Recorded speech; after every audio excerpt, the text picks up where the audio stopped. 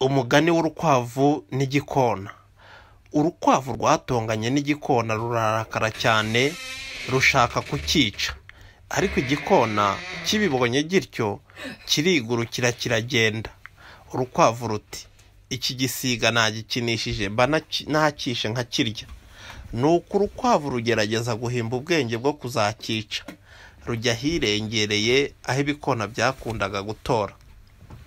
Ruhageze ruhabona Sakabaka, rurayibwira ruti, nubona igikona ukinyereke. Uti, dore urukwavu rwapfuye nanjye ndiryamira nk'intumbi. Sakabaka irarwemerera. Muri ako kanya igikona kiraza.